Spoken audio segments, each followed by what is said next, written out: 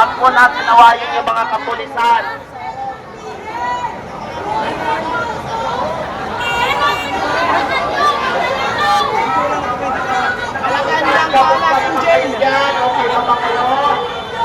Huwag kayong mag-alala, hindi kami manggugulo. Nais lang namin iparating ang aming inahing sa ating presidente Bongbong magnanakaw. Ang nakakaupos ng parating presidente. Sana all. Tandaan ninyo ang mga kasamahan ng pulisan sa lahat na nangyayaring nakawal ngayon. Ang kapal na miwa yung mga ano na yan. Nakakawa kayo dyan. Sige! Kailangan nyo! Hindi naman ang Masyado kayong dinis. Nakakabilisan! Naluto sa inyo! Nakawundin po. Nakawundin talaga. Saludo ko! Nakakawa kayo. Sobrang saludo kami! Mga Pilipino na naman kayo. Pero okay lang sa inyo! Saludo kami sa inyo! Ito po mga kababayan natin. Ito po ang nangyayari. Kayo, ang mga Pilipino, wala. Nakakawa kayong pagpasdan. Nagkatrabaho lang yan. Pero ang nagutos dito napakatindi. Oh? Oh? Ayan oh. Oh. Nakatoks. Nakahok. Nakawulong lahat. Ano to? Pati ulo kayo nakatoks din. Ang lahat ng mga nakakaw. Boom, boom.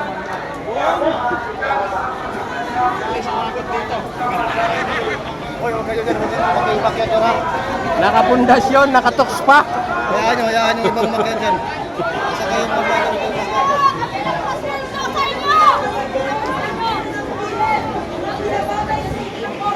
Pamistahan nyo! Itahan! Pinelding nila kahapon. Nakatoks pati pa ng ano. Ang tindi. Grabe pala ito mga kababayan. Ngayon lang ako napunta rito. Di makakadaan dyan! Kahit pusa, di makakadaan! Wala naman magkakaroon ng anomalya! Kami po ay mabayara at Saka mga pulis dito sa may patakaroon. Talaga naman. Hindi na Grabe oh. Pakita ko sa yung ano nila, pundasyon. Nakatoks pa. Pakita ko sa inyo yung ano ha, pundasyon ng ano nila. Ano, tingnan nyo. Nakatoks pa.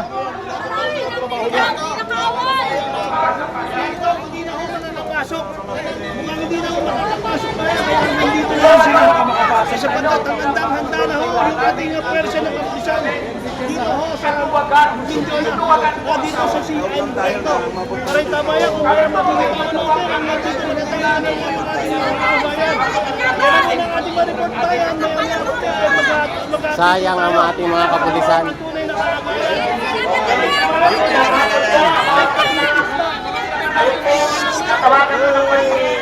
Ganuhin ng pulis. ang formal nating programa dito sa harapan ng malapit sa Mindona. Dahil hindi tayo nakapasok dahil may harang. Dahil takot silang suburin ang tunay na magnanakaw sa Kabanambayan. Kaya Kuya Placido, nasaan ka na? Buksan mo ikaw ang formal na magbukas ng ating programa ngayon. Grabe oh. Ipakita niyo ito. Dito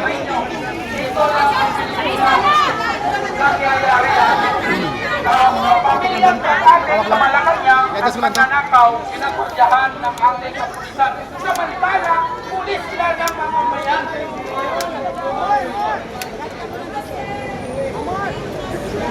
Magandang hapon mga kababayan! Amor! Ating nagpapapaisok! Ano ang sigaw ng taong bayan? Marcos resign! Marcos resign! Marcos resign! Magandang hapon mga kababayan! Magandang hapon mga kapatid nating kapulisan! Nandito po kami ngayong hapon upang malakas na isigaw na sa kabila ng pag-amin ni Senador Amy Marcos, ang presidente niyong sinusuportahan, ang presidente na binigyan natin ng pambihirang mandato ay isa pa lang,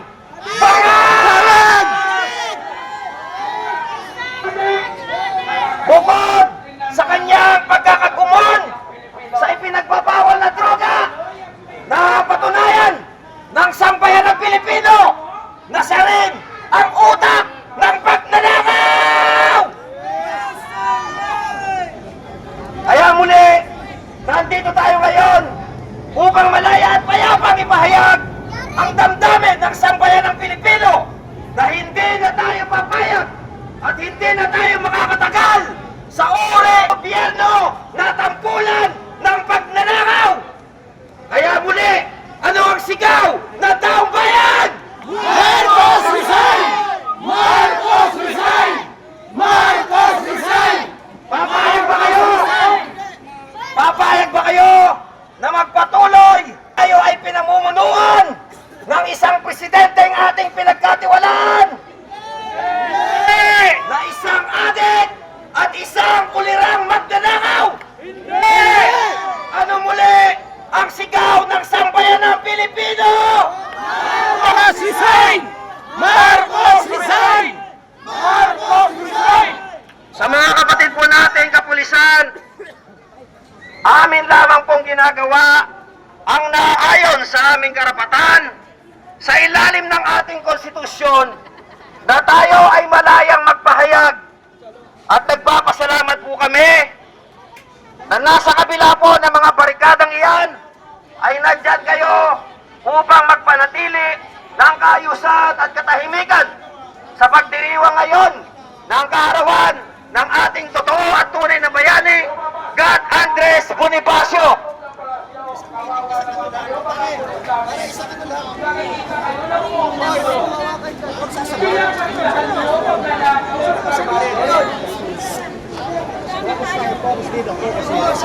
Sa mga kapatid nating kapulisan, umasa po kayo na nandito kami bilang Pilipino at kapwa ninyo Pilipino na sinasabing malinaw sa ilalim ng ating konstitusyon na inyong ipaglalaban at inyong poprotektahan.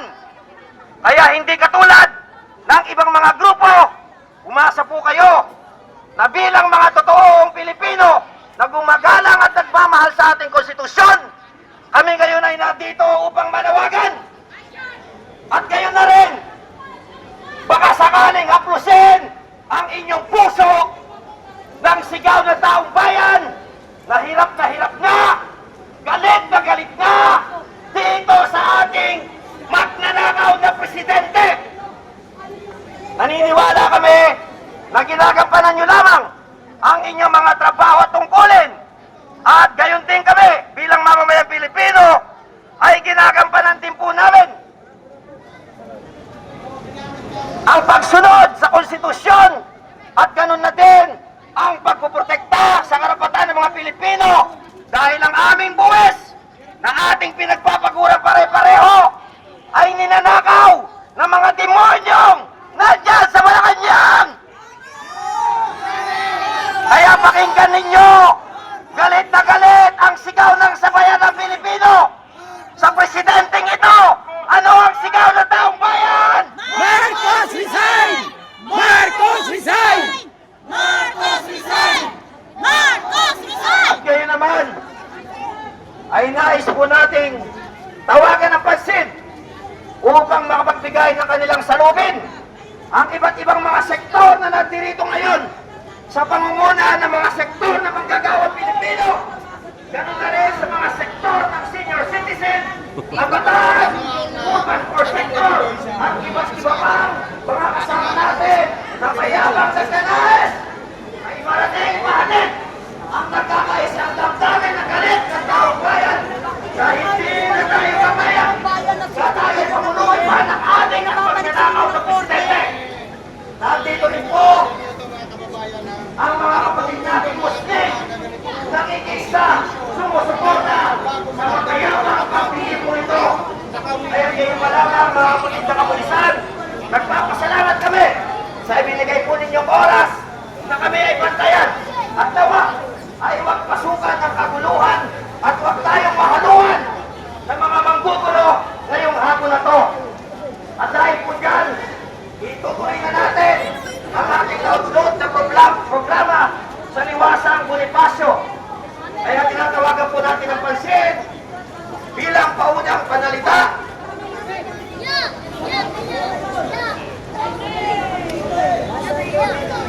mula sa manggagawa. Wala pa kami natin. Sige no.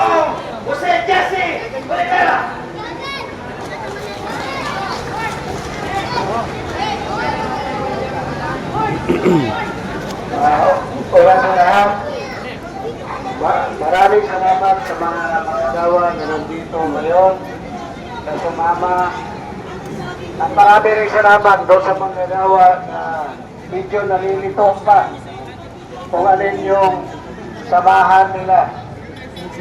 At dito naman sa ating mga kapulisan, marami rin salamat sa inyong lahat sa pagpatupad ng kaayusan sa rally ngayong araw na ito, kung saan ito ay kaarawan sa ating magipin na magagawa ni si Andres Bonifacio. Nakakalungkot isipin sa ating gobyerno ngayon sa Luzon, Visayas at Mindanao, laganap ngayon hindi lang sa pagnanakaw kung hindi tulisan pa. Wala na maasahan ang taong bayan siguro. Kami, mga driver at konduktor, araw-araw na biktima sa karsada. Bilang transport chairman ng drivers at konduktor, araw-araw nakita ko kapalastugan sa lahat na dinadaanan sa kalsada Luzon, Visayas at Mindanao dahil ang Filtranco ang pinakamalayo ng biyahe sa lahat ng transportasyon. Nagakalungkot isipin na pati ang punishment niya dito, pinasukan na rin ng demonyo. Tayo, manggagawa, tayo dapat ang nirespeto nitong mga hayop na itong mga politiko. Bakit ganyo? Kahit itong mga pulis, manggagawa dito. Lahat tayo na hindi may-ari ng kumpanya, manggagawa tayong lahat. Kahit abogado pa yan, manggagawa rin yan dahil yan ay nagservisyo doon sa manggagawa. Para ipagtanggol ang karapatan ng manggagawa. Tayo naman, kahit itong mga taga-media, manggagawa rin ito. Manggagawa at tagapaghatid ng balita sa magandang balita o masamang balita sa ating bansa. Tayo ngayon, umaharap sa matinding krisis sa ating bansa. Una, ilan ba ang manggagawa na pupunta na sa ibang bansa para na lang doon mabuhay? Dapat dito sa bansang Pilipinas nandito lahat ang maraming hanap buhay. Pero ninanakaw, tinutulis nitong ating mga politiko, mga inayupak na ito. Puntahan ninyo ang probinsya ninyo. Hindi lang pira natin ang ninanakaw. Pati ang kayamanan ng ating mga kalupahan ninanakaw na rin. Magtatayo kunyari ng building, pero pag makuha na ang mineral doon, nawawala na. Sino nakikinabang? Ang politiko at tayuhan. Hindi tayo mga mahihirap. Bakit ba tayo naghihirap? Ilan ang mining sa buong bansa natin? Alam niyo ba kung magkano ang porsyento sa gobyerno sa bawat mining sa bansa natin? Na naubos lang ninanakaw nito mga putang ina mga politiko na ito. Tapos ngayon magkuhugas kamay na kala mo si Poncio Pilato. Ang gagaling magsalita. Ang gagaling magpapublish doon sa media. Ang gagaling magsalita ng mga vlogger na ito daw, mabuting tao. Mabuting magnanakaw pala ito. Bakit gano'n? Hindi nyo maalam na lahat tayo ninanakawan na. Hindi pa nakarating sa atin ang mga sweldo natin. Bayas na sa tax na nilulustay nilang lahat. Pero hanggang ngayon sa katagalan ng investigasyon sa Senado, sa Kongreso, ang mga maliliit pa lang, sap-sap pa lang ang nakukulong. Yung mga nakukulong na mga DPWH, hindi naman siguro ganun tayo kabubo. Accessories lang yan. Kahit itong mga pulis, alam nila yan. Accessories lang of the crime yan. Bakit? Ginamit lang yan. Ang problema lang itong mga taong to, nagpagamit din. Nagpagamit din kapit sa patalim para di kumita ng bando-bando. Pero hindi nila alam, pagdating ng dulo, sila lang ang makukulong. Ligtas ang kanilang amo. Yun ang nangyayari ngayon. Himay-himayin natin to ng todo. Palabas ito. Bakit? Sinasabi na malinis daw ang budget natin noong 2025. Oh, dito, harap. Sino ba ang nag-umpisa para ang budget mahimay-himay? Galing yan doon sa presidente natin bago dalhin doon sa Kongreso para himay-himayin. At para